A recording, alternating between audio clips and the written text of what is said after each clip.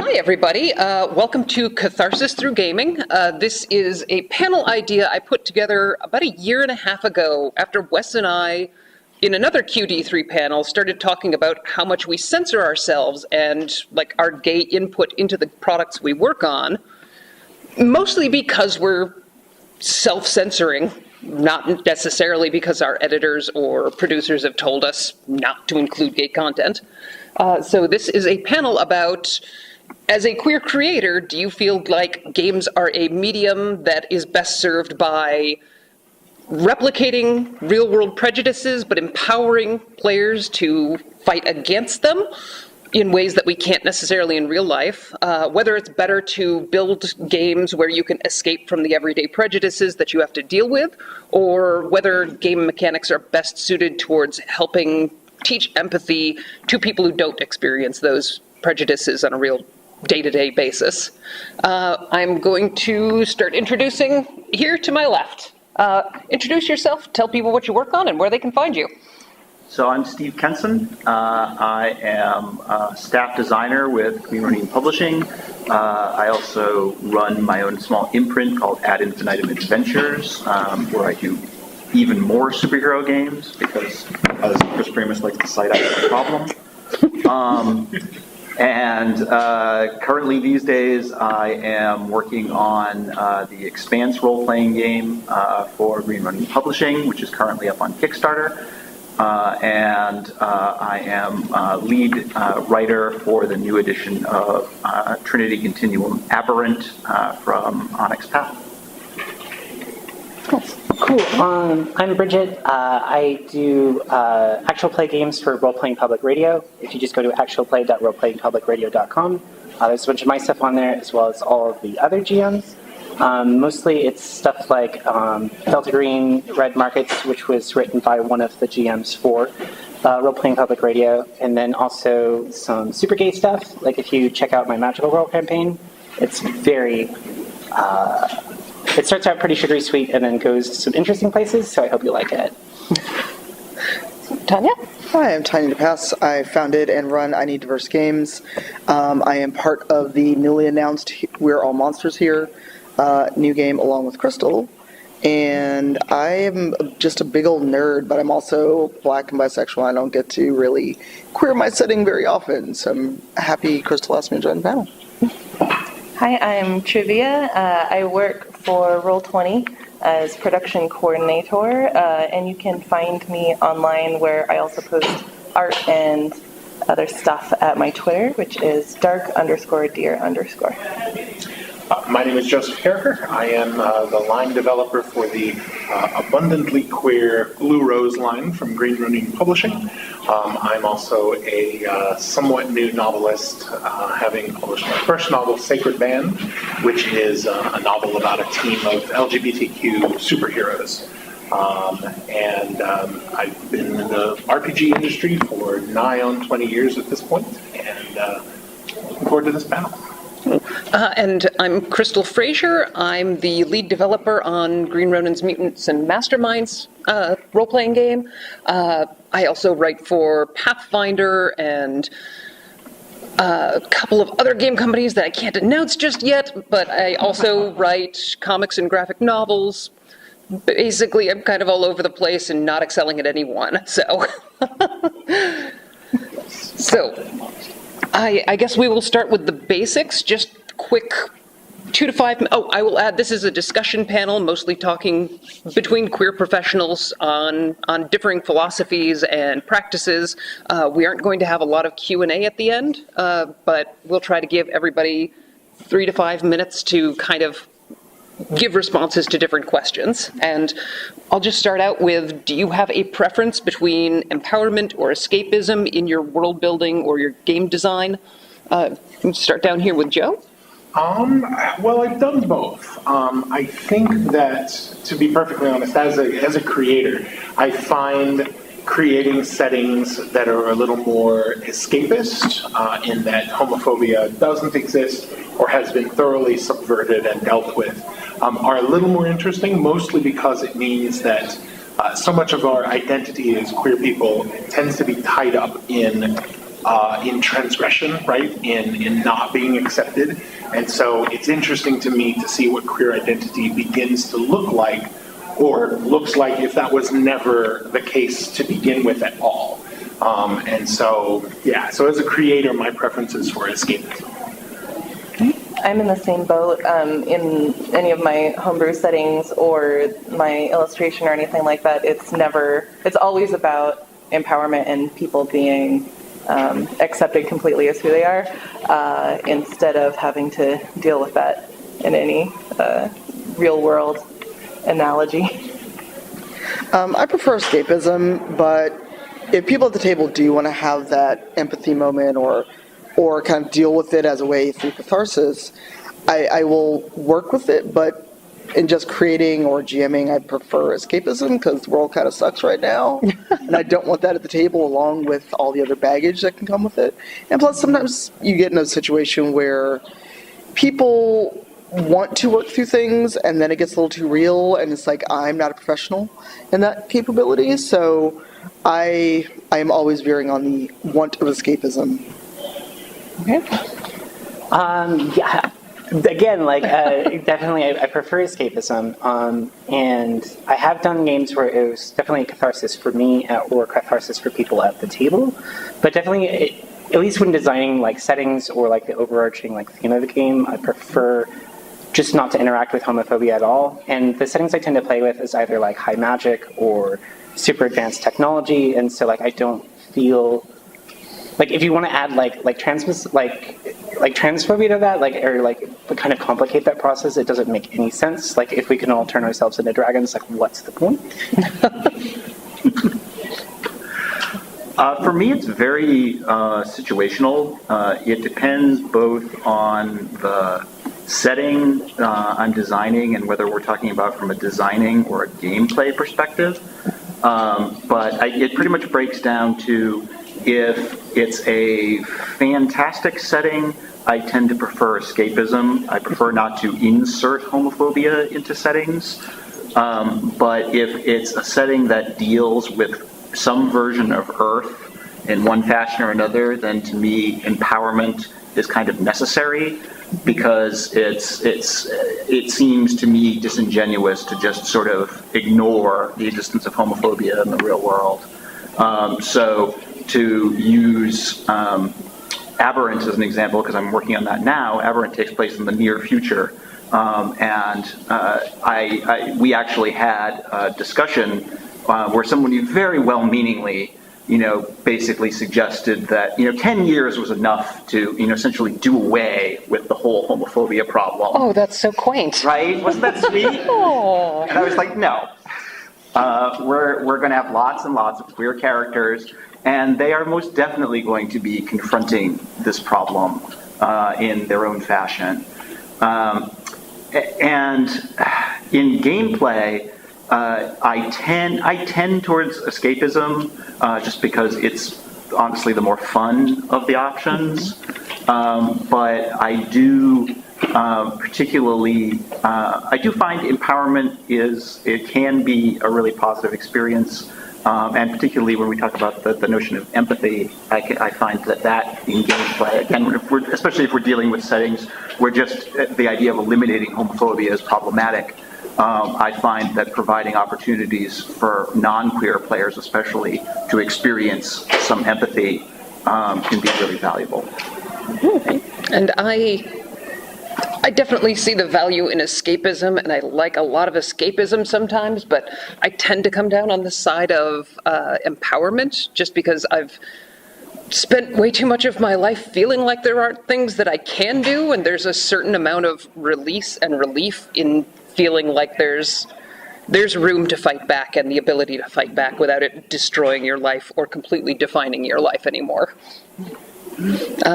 So panel seems pretty heavy on escapism, so one of the questions I wanted to ask is, what does your setting look like what does queer culture in your setting look like when you're not defining it as an act of rebellion against mainstream assumptions or morals or fighting against oppression or things like that? How do you what parts of queer culture still bleed over and are important and define you as somebody who is still identifiably queer if you're not queered from something. Let's start this side with Steve. Yeah, it's really a challenge because it's not until you knock all of those assumptions out that you suddenly realize how little direction it gives you. I found myself having that same experience when this was gameplay rather than a design experience. But we were playing Tanxia, which is a sort of Chinese wuxia game, and my character was very queer, Bishonen. Sort of character, and the notion was that queerness was accepted in the setting, and that this was a fantasy world, and that this was not an issue. But there were so few signposts provided, and this is where we get into the issue of not considering repercussions. A lot of design for escapism is what I refer to as just remove homophobia and the problem is solved. And unfortunately, all that does is kind of it actually takes away from the queer characters in many ways, because it leaves them sort of adrift without a sense of where their place is in the world. Because for good or bad, our relationship to the overculture defines us to a certain degree. So I really had no sense. My character was definitely queer. I felt he was homosexual. But I was like, what does that look like in this world where no one cares about that? How do people know? Do people care whether they know or not? How do people self-identify? What does that look like? Are most people straight? Are most people bi?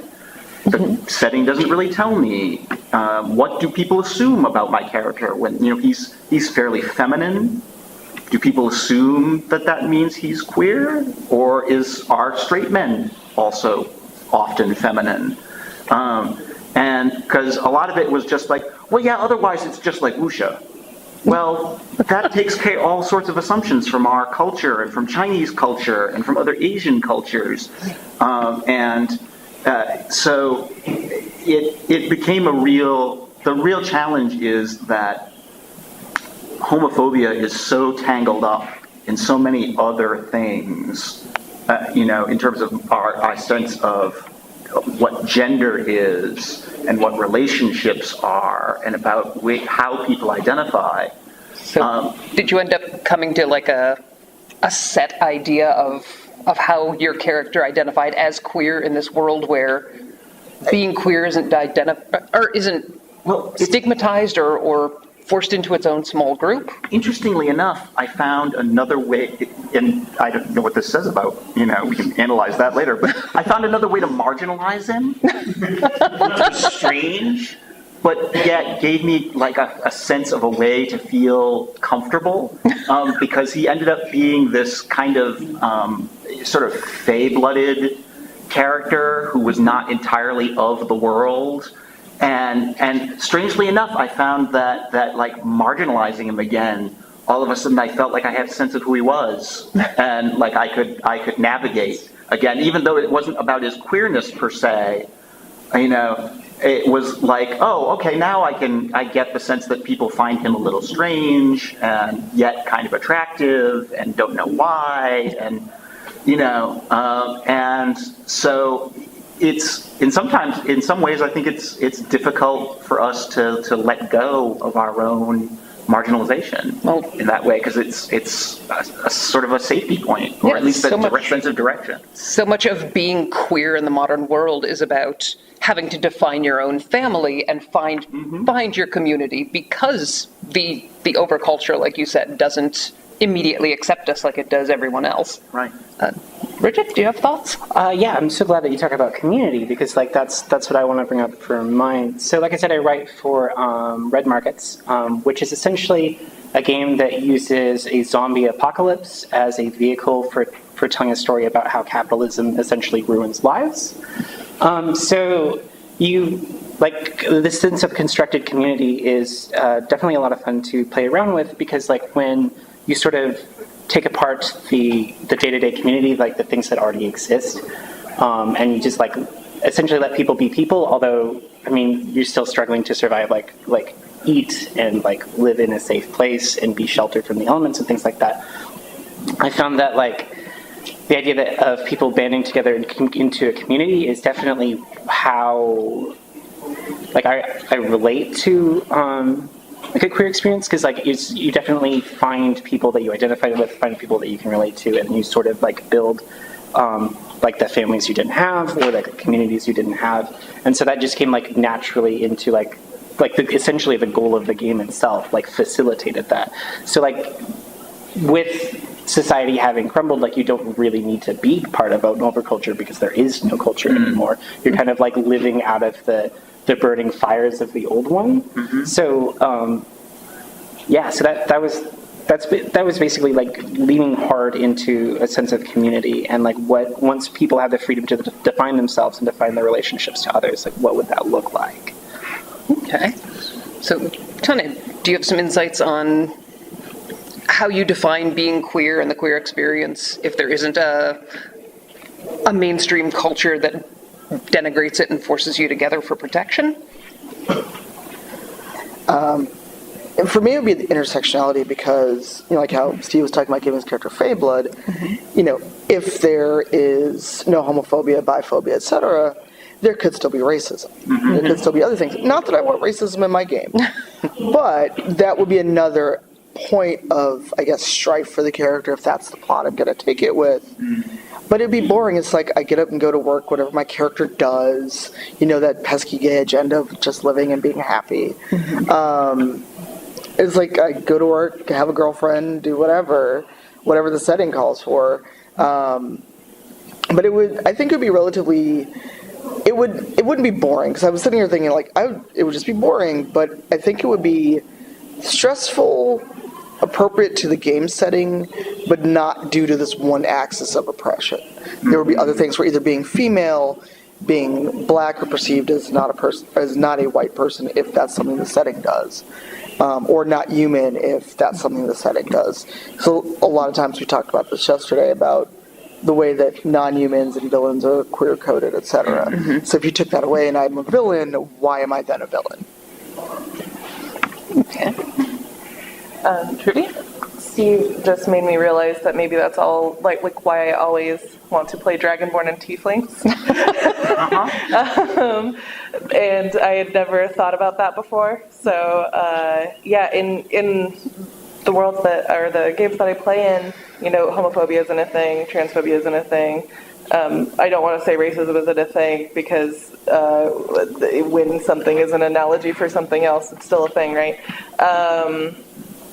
But I also go and try and make characters that are just a little weird, and if we don't even have the tiefling racism thing that's in the books, then I'm well, mine's from Sigil, and now it's a Planescape tiefling, and so I think I just keep trying to shove myself over there, and that has made me think and make some notes here on this paper to talk to myself about later. So do you think it's valuable to sort of translate the experiences you have to deal with every day, day in, day out, into something that's less personal? Instead of dealing with queer issues, you're dealing with people assuming you're evil because you're demon-blooded. Yeah, it takes away the sting. Yeah, it feels now that I'm thinking about it, that it feels like I also only have that structure when it's pressing against something else. And I want to think about that more later, privately. That's why I do this panel. It's true. It's true. I apologize. This is a pet topic of mine. So anybody who's going to see Creating Your Setting, you're going to hear about this again. So, but figuring out what queerness looks like in a setting that doesn't have an explicit or implicit homophobia or marginalization is that's a big thing for me as a creator, right? Because on one hand, your option is to say that there's no particular cultural assumption applied to people who are queer, in which case they sort of cease to be what we think of as queer, right? They're not othered anymore. They don't embody some aspect of the culture that sets them apart in any way, right? And suddenly it becomes, the idea of a man who's attracted to other men being othered in that society is as ridiculous as someone who, has green eyes rather than blue eyes, right? It's such a, it just doesn't make sense within the context of that culture. So that's one way to sort of deal with the removal of marginalization. But historically, we can actually see ways in which what we think of as queer still occupied distinct places within the cultures that they existed, without that place necessarily being someone who is othered, someone who is marginalized, someone who is kind of scapegoated, right? For instance, in classical Thebes, they had a military unit called the Sacred Band, which was composed of pairs of men who were lovers, and they didn't build households. They didn't do any of this sort of cultural, foundational, population things that you think of. And as a result, in Thebes, men who were romantically involved with other men, there was the assumption of military things attached to them, right? Like that was the aspect that they existed. There's a book called Blossom of Bone, which looks at the role of both gender and orientation queer people throughout history in religious contexts, right? From the priesthood of Kybele to Two-Spirit traditions to all of these other, wherein the othering wasn't cultural, but it was spiritual, right? So queer people were set apart in this regard. And so looking at it from we're building a fantasy world, the question can become, if you want to have queer people occupy this sort of space of their own, figure out what that role is for them within that culture. In the D&D setting, in the homebrew D&D setting that I run, dwarves have those who are in same-sex relationships are renowned as craftspeople because they're not having kids, they don't have to worry about these things, so that their sort of their craft becomes their children in a way. And so you have forge mates, or you have this sort of thing, and that's their big focus. And so this sort of pinnacle of craftsmanship becomes associated with queer people in this dwarven culture that I've created. So. It's strange you mentioned dwarves, because I had the exact same challenge when I tried to figure out what place transgender people occupy in culture in Pathfinder, and I latched onto dwarves as the example for that, and say they have this old religious tradition that specifically benefits people who have made some kind of very introspective personal journey are the only ones admitted into the order, and over centuries, over millennia, it just happened that it ended up becoming a predominantly transgender order. So this kind of leads into the follow-up question in terms of defining special roles, special talents. It kind of leads into options for empowerment. What does empowering queer people in general really look like and feel like in a setting? What is significant? Is giving queer people magical powers or superpowers or extra talent because they are queer something that is empowering for us as players, or is that something that sort of others us within the setting? Joe, do you want to take a shot at that? Yeah. I think that in terms of empowerment, that in terms of empowerment, settings where queer people are othered in the way they are in our culture is probably the most readily accessible. Like, it's the only reason that I create cultures where homophobia exists, marginalization of queer people exists, is because my players are heroes and they're going to want to kick down those institutions. And like, part of the fun of those types of games is letting them do exactly that, right? And then suddenly the big villain becomes, every pastor that chased you out of church with their sermons of homophobia and, that sort of thing. So yeah, I think that, and you can do that in a variety of ways, right? I feel like you can do it by creating sort of special cases. It's definitely one option, right? Like a setting that has, a setting that has a deity, for example, I'm leaning on fantasy, that has a deity, for example, that favors queer people in some way, and is even willing to give those who are willing to risk their lives on behalf of other queer people or on behalf of liberating queer people some kind of special abilities. Like, we have all kinds of ridiculous reasons why people get cool powers in fantasy, right? Like, pardon me. So that's easily accessible within it, and frankly, kind of a fun setting detail, right? Like, yeah. So. I don't have that many thoughts on this because I haven't made. I'm more of the the other side, but this is so fascinating. I'm very excited. What about you, Tanya? What do you think about, what specific ways do you think are valuable to empower a character in a queer setting, or queer characters in either a setting that's accepting or a setting that's completely unaccepting? I think for empowering in a setting that's accepting is having the character possibly be like a mentor to someone who's just coming out or realizing their queerness themselves. Kind of like, how a lot of us felt alone when we were coming out and realizing who we were. Having that character be a mentor or role model to that younger or other character. And a setting where it's not accepted, I'd say living as fully as you can, but also if there are consequences, but not having that character shy away from expressing who they are because there are consequences. Because for a lot of people, that's that empowering moment of accepting who you are and choosing to live openly. So coming out to a degree that's safe, but realizing, for some people that may not work for them at the table. Some people it could be traumatic, but I think those are kind of two different ways you can empower a character / player in those settings.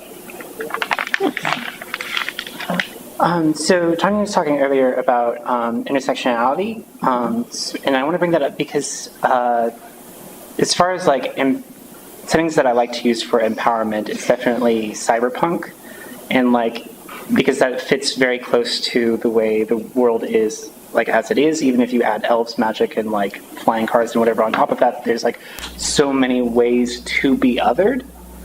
So for me, empowerment, it's not so much giving people special powers or special tools or anything like that, because again, in something like Shadowrun, you've got elves with machine guns and magic missiles and whatever. So the two, I have a two-pronged approach.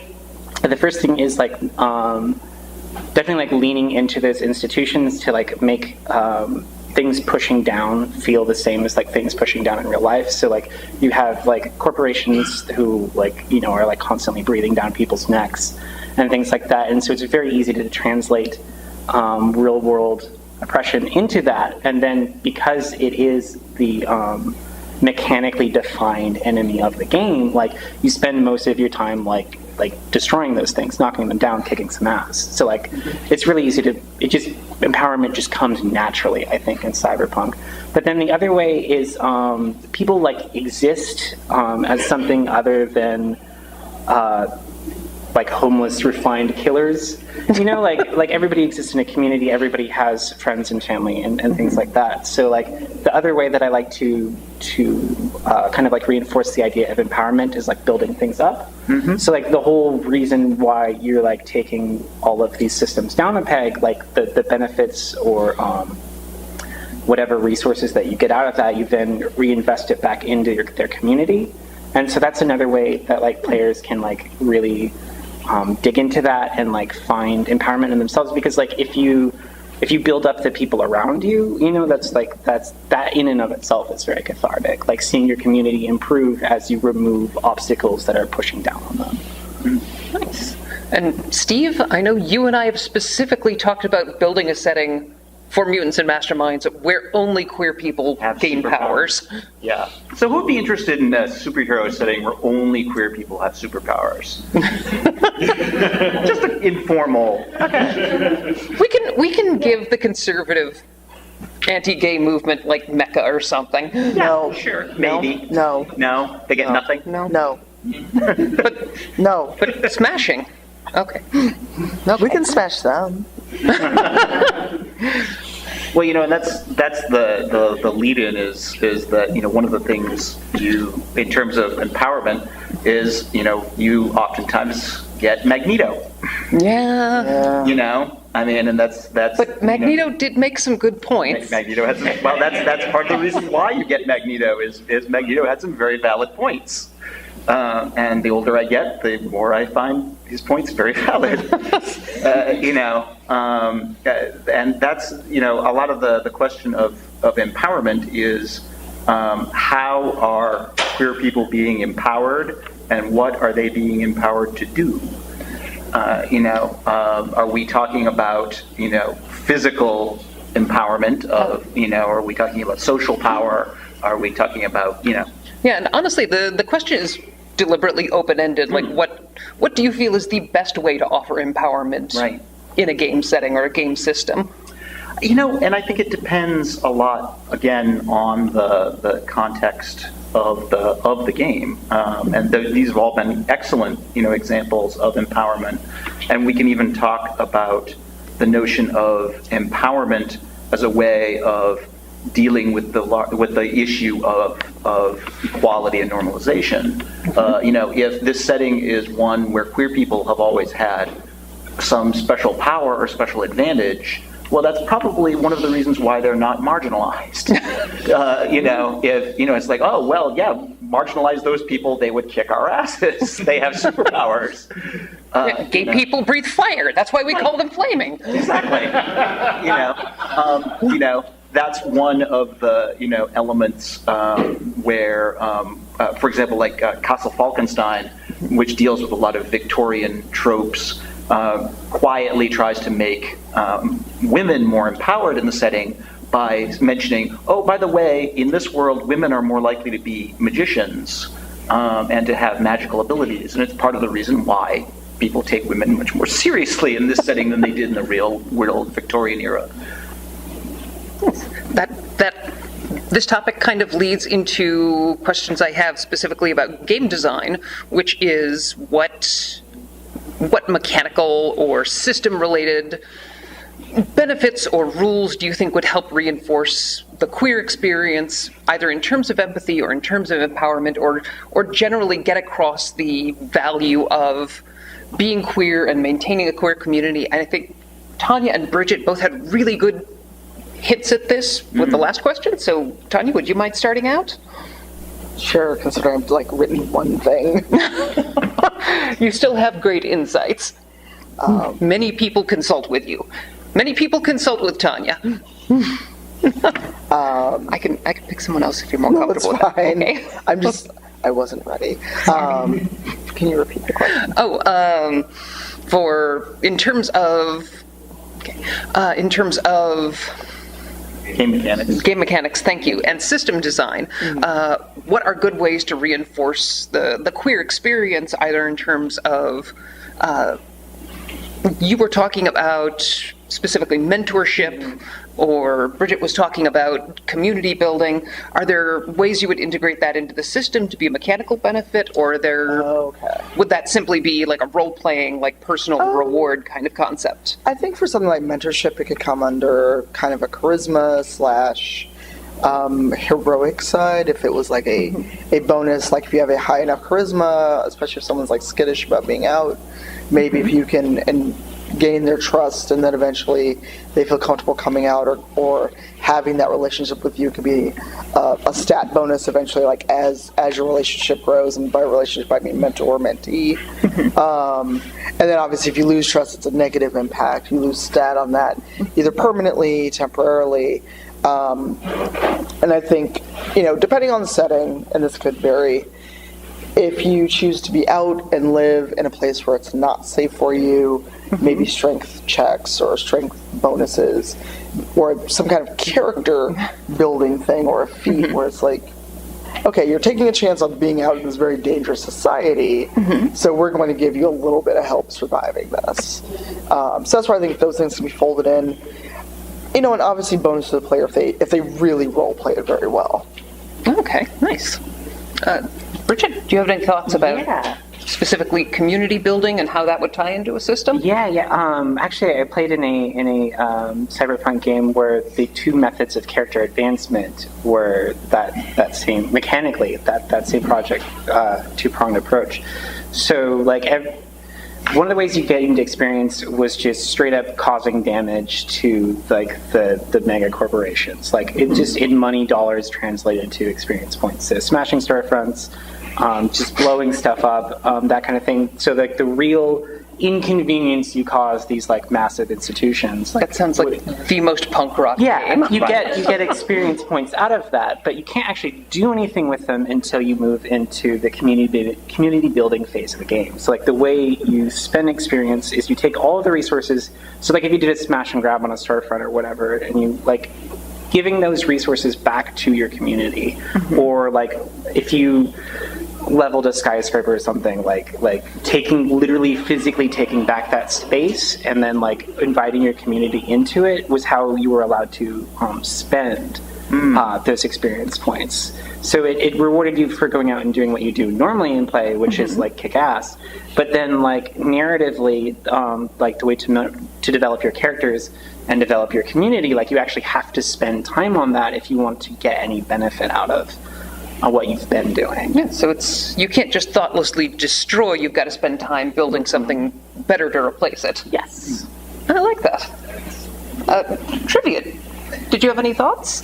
Yeah, for me, I feel like it would be helpful if a person's background mattered.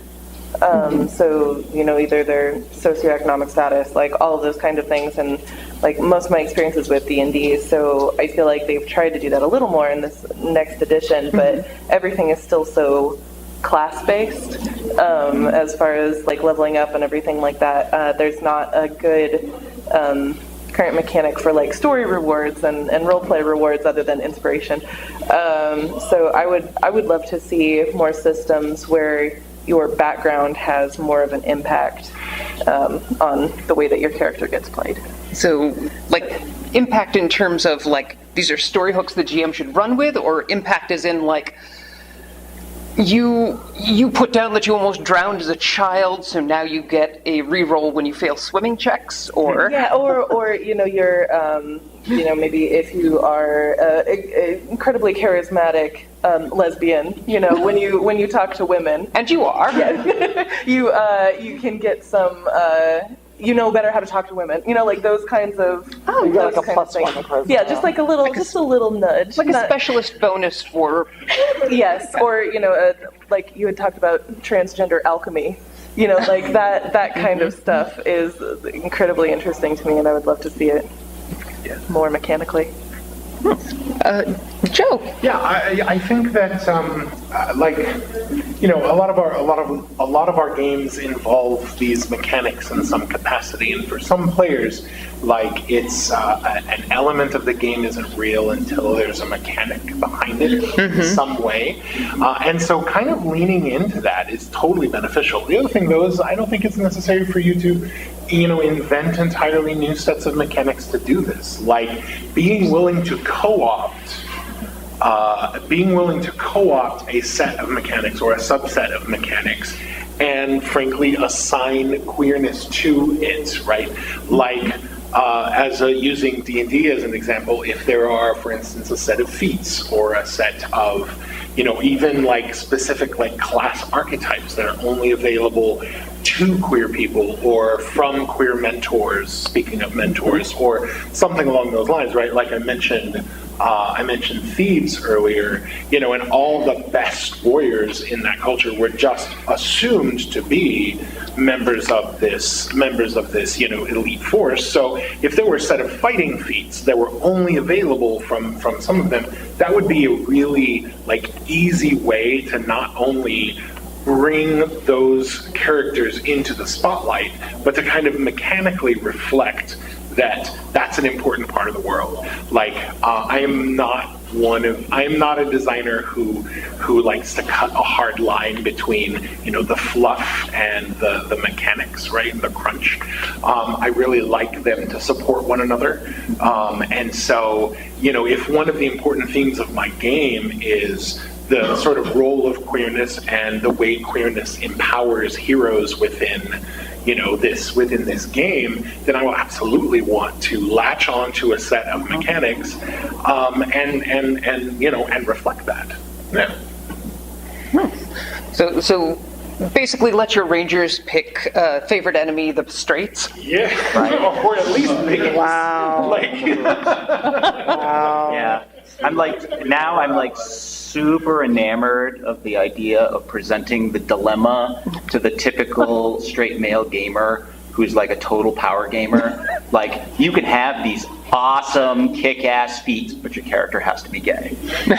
Or at the very least, anytime you use these feats, everyone in town just assumes you're gay. Right. Oh my God. If you use power attack, then everyone in town just knows you're gay. Are going to be hitting on you. Yes. Because they're going to be like, oh, hey there. Oh, he used power attack. He's from Thebes. That's what they say. Oh my God. You need to write this. So, Steve, what about you? Did you have anything else you wanted to chip in here? Well, I think that touching on the whole notion of community, relationship mechanics are kind of somewhat in vogue in game design now. And in many ways, queerness is all about relationship, and it is all about how we relate to other people.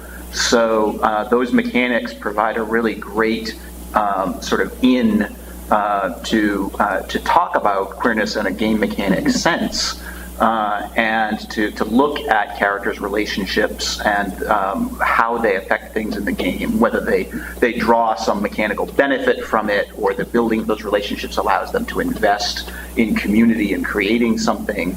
And a lot of the games that I've worked on recently, both age system games like Blue Rose and The Expanse, have their own mechanics systems for building relationships.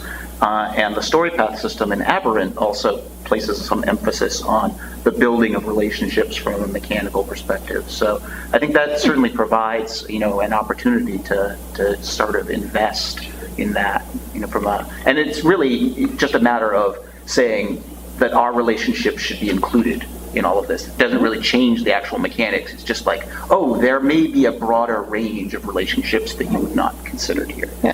Do you think there's room for a system for relationships with aspects of yourself? I do, yeah, absolutely. Yes.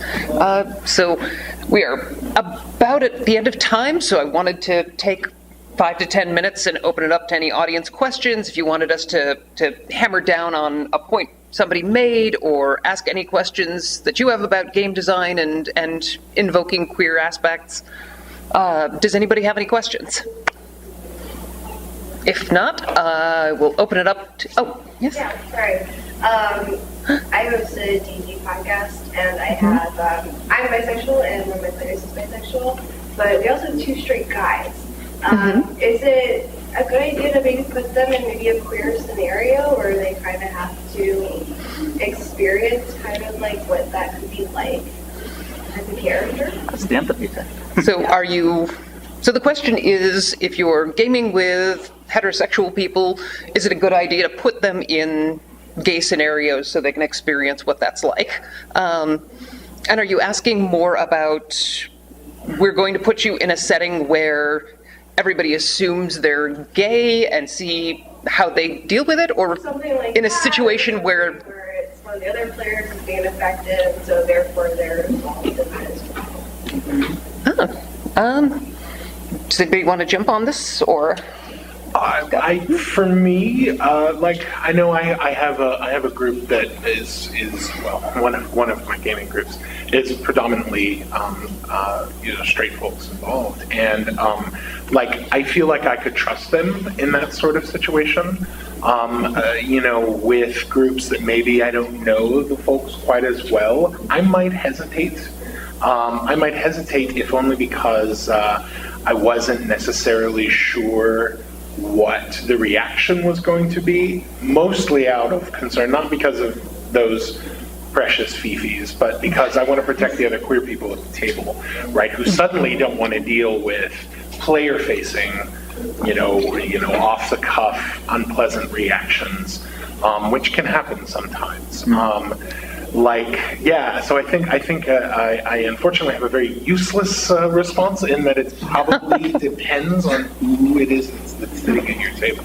If it were me, I would introduce important NPCs who just happen to be gay, right? So you go up, like you get a quest from the local lord and his husband, like and see that would be my water test, right? Like, do they go back to the tavern and like snicker about it, or are they really like, or do they not care at all? And then you're like, okay, now I'll add in something else, and I'll add in something else. But I'm also like not that confrontational about that sort of stuff, and I like to ease it in. But anyone who's gaming with me is probably cool. But yeah, cool. Should we keep going? Yeah. I feel like if you can trust the straight people at the table, like I feel like it benefits everyone to like bring in that kind of like dealing with that experience for 2 reasons. One, it'll like deepen the breadth of like roleplay that the straight people experience. So like if nothing else, it'll be like I don't want to say educational, but like it improves like you get to go somewhere else with your storytelling. But then also like I think it's reaffirming and like reassuring to the queer people at the table, and so I feel like it makes it welcoming, and then it deepens things. Like I feel like as long as you can trust everyone at the table, I feel like there's no downside. Tanya, did you have? I would question why. I mean, is there a reason for them to need to learn empathy, as if it's come up at the table? And if it has, I would still ask consent about it rather than just doing that.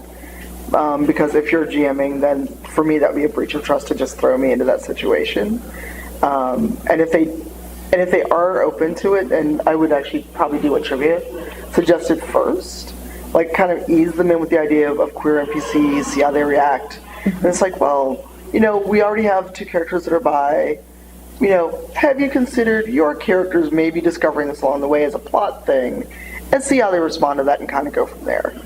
But if there's no indication that they're homophobic, that this is an issue, I would wonder why kind of introduce it into the setting. Steve, did you have any thoughts? Yeah, I mean, very briefly, I really agree with Tanya that consent is very important, and making very clear that there's a an X card or an option to somebody to pull the ripcord if things become uncomfortable, so far as that goes, and it's important to, I think, to draw a distinction between sort of the immersive experience of queerness, of are you going to, you as the player, through the lens of your character, going to experience what it's like to be a queer person, or the environmental experience of queerness, of I'm going to introduce queer elements into the game that your characters, regardless of how they identify, are going to come in contact with and have that sort of indirect experience, because I think those are two kind of distinct things. I feel much more comfortable as a game master creating environmental situations of queerness where there are queer NPCs, because I feel like that's the world. Yeah. You know, I mean, you're going to encounter it in the world, and in my world, you're going to encounter it. But the immersive experience to me has to be a choice. And, you know, they have to be understanding of that choice, and there has to be consent in that choice. So I think we're at time, so I want to give everybody a chance to say your name one last time and where people can find you online. Yeah. We'll start down here. I'm Steve Kenson. I'm at skenson on Twitter, and several of us are going over to room 5 for even more queer setting stuff after this. I'm Bridget Renoux. Again, you can find all the stuff I've done on actualplay.roleplayingpublicradio.com. And if you search my name as one of the tags, all of my stuff will come up. I'm Crystal Frasier. You can find me at Amazon Chic on Twitter or thecrystalfrasier.com. And you can find a lot of my things on paizo.com, greenronin.com, various other websites. I'm Tanya DePass. You can find me at Cypher of Tier, everywhere online, CYPHEROFTYR, or I Need Diverse Games, when our Twitter is I Need DIVGMS, because that is too long for Twitter. Triva Fox. You can find me on Twitter at dark_deer_. And I'm Joseph Carriker. You can find me on Twitter at Oakthorne, OAKTHORNE. And yeah. Well, thank you, everybody, for coming out.